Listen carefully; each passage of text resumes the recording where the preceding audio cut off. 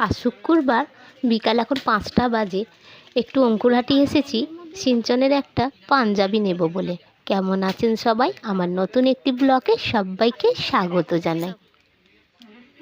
আপনারা অনেকেই জানেন আমার সামনেই বিয়ে বাড়ি রয়েছে, তাই সিঞ্চনের জন্য একটা পাঞ্জাবি খুঁজছি, কিন্তু ঠিকমতো পাচ্ছি না। এই দোকানে বড়দের পাঞ্জাবিগুলো খুবই সুন্দর। বিয়েবাড়িতে পরার জন্য সিঞ্চনের জন্য এই পাঞ্জাবিটা নিয়েছি। দেখুন তো কেমন হয়েছে। সন্ধে এখন 6টা বাজে। আবার আসার সময় একটু মাংস কিনে নিয়ে এসেছি। আজ রাতে একটু কষা মাংস আর পরোটা করব। অঘ্রাণ মাসে রবিবারে আমরা ইতু পুজো করি বলে মাংস আমরা খাই না। তো সেই জন্য সিঞ্চনের বাবাও মাংস খায় না ওই দিনটা। ওই জন্য এখন বেবারেই আমরা মাংসটা বেশি কিনে নিয়ে আসছি।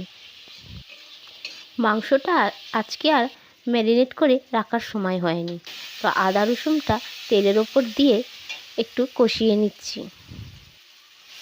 এইবার মাংসের টুকরোগুলো কড়াইয়ের উপর এক এক করে দিয়ে দিলাম। নুন হলুদ দিয়ে ভালো করে কষে নেব। সামান্য জল দিয়ে এবার আমি আরেকটু ভালো করে কষিয়ে নিলাম।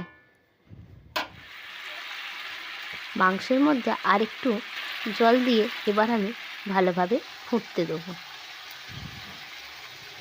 আমাদের বিয়েবাড়ি 12 তারিখ, 12ই অঘ্রাণ, কিন্তু সিঞ্চনের পরীক্ষা পড়েছে শুক্রবার থেকে। শুক্রবার থেকে সবারই পরীক্ষা শুরু হয়ে যাচ্ছে। ছেলেটারও পরীক্ষা শুরু, মেয়েটারও পরীক্ষা শুরু। চলুন কথা বলতে বলতে ময়দাটা মেখে নিই। ময়দা মাখা হয়ে গেছে। এবার আমি পরোটাগুলো বেলে নিই এক এক করে।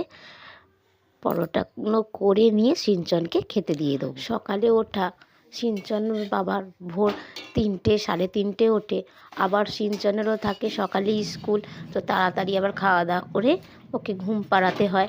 মায়েরা যদি সংসারের কাজে একটু ব্যস্ত থাকে, ছেলেমেয়েরা একদম পড়তে বসে না। সব সময় ওদেরকে পড়ার কথা বলতে হয়। ভিডিওগুলো আমার কেমন লাগছে আপনারা একটু কমেন্ট করে আমাকে জানান।